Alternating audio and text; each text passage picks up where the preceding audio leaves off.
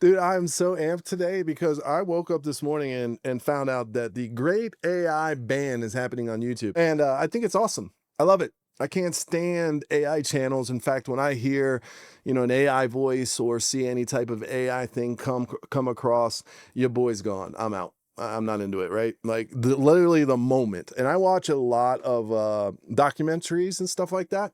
And if I hear an AI voice, regardless whether it's true history or it's the fake history that we're seeing that we'll talk about here in a minute, I click off right away. Now, I have been indulging just a little bit over the past probably 48 hours ever since I learned about the ban. And that was just to get some context and to understand what's happening. And I'll give you a quick story about something I saw that is trying to rewrite history. There's this one channel, AI Slop channel, puts out multiple things, obviously automated, but they changed the story of Hacksaw Ridge. Now, if you haven't seen it, it's a movie, it's great, but there's a gentleman named Desmond Dodd, I believe. I hope that's the correct name.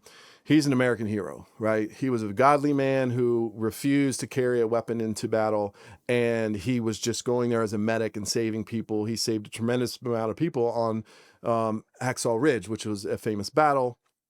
And I saw this creator basically tell the exact same story, but he changed the name of the battle and he changed the name of Desmond to something like Rick Johnson or something. I don't know the name, right? But I know the story, I know history, and he was presenting this like a real thing.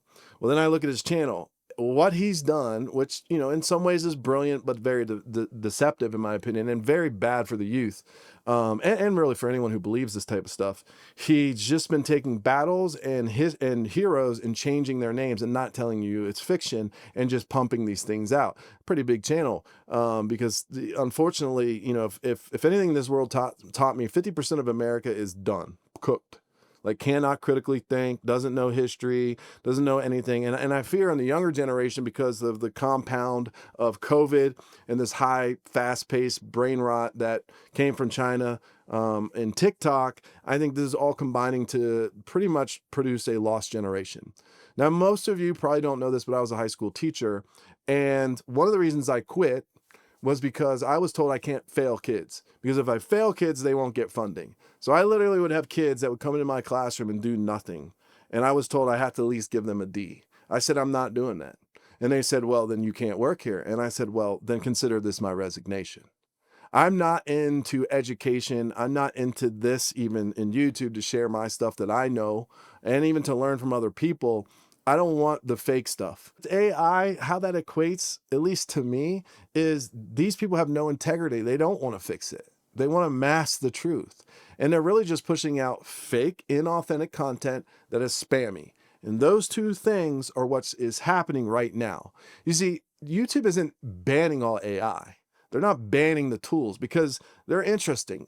I've worked for Google as a contractor for 20 plus years, and I've worked with AI for over 12 years before anyone knew about AI. And I've seen the good sides and I've seen the very bad sides of it. And I will say that Google speaks out both sides of their mouth oftentimes. And the CEO that's in charge right now, I've been very vocal, can't stand him. He's made a lot of very poor decisions. What they're doing with AI is they are saying, we're going to go out and ban all these people that are using our tools, the tools they created, that they're creating at a fast rate every single day. You can't use those tools on YouTube. So yes, we're fighting against AI on YouTube, but we're also producing the tools that creates the problem. So it's really interesting philosophy, in my opinion.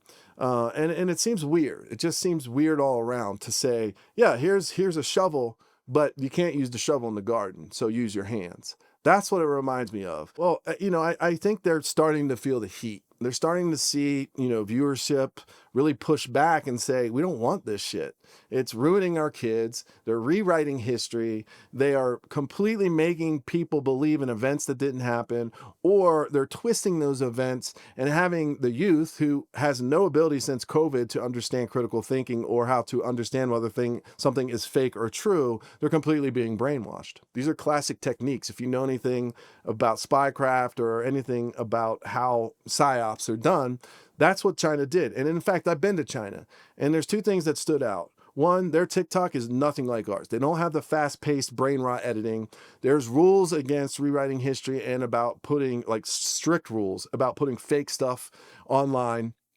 And their youth is very limited in their screen time. They are not allowed to play video games as much. They're not allowed to be online as much. And I see their youth and our youth as completely different. Their youth is 10 years ahead of our youth at the same age. When I was at a maker fair in China just a few months ago, not one kid had a phone in their hand looking at it.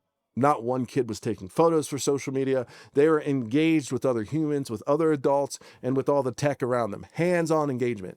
I talked to kids that I couldn't believe were 9 because they act like a 19-year-old here in America. They're melting our children's brains so that they can no longer think. And I'm not saying everyone, because there's a lot of responsible parents out there. There's a whole lot more that don't give a shit and that put a phone or a tablet in their kids' laps because they're lazy-ass parents. And if you're a lazy-ass parent, yeah, I stand on it. You're being lazy. You're just pacifying them. They bitch and moan. You give them this, and then they go do their brain rot. They play these stupid games. That's not allowed in China, but it's allowed here. We're doing our youth a disservice.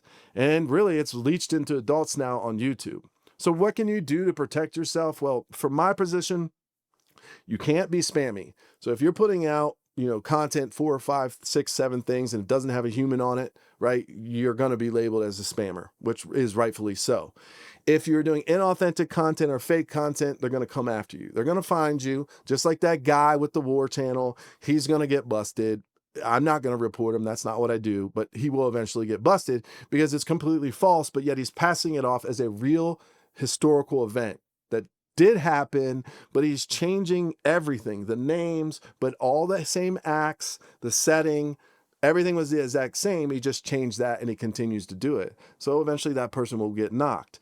And you need to have authentic content that a human is driving and steering. You can't just set up an N8N or something like Claude, right? And a couple add-ins and just set it up as a factory, put in a prompt, walk away. You've got 15 videos when you come back 2 hours later because you got a beast computer with a great GPU.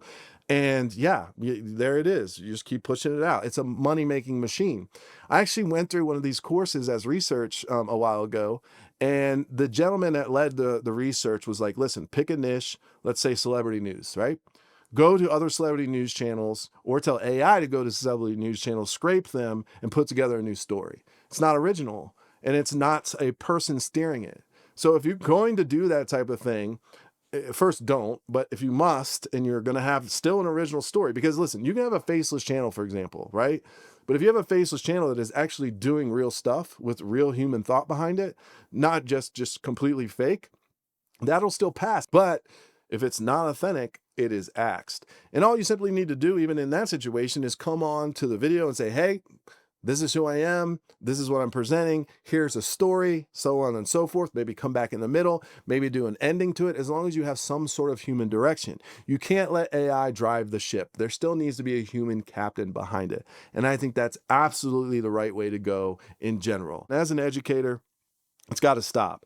So I'm all for this AI ban. For all you guys and gals and theys, whatever you want to be called, that are doing these faceless channels, that are doing these VTuber shit, you're cowards. Put your face up there. Be a human. Like, why were we afraid to be humans anymore? Okay? I really do respect Google for doing this. And I hope to do more of it. Again, if you disagree, please let me know. Please consider liking and subscribing. My name's Help Phantom. I'll see you next time.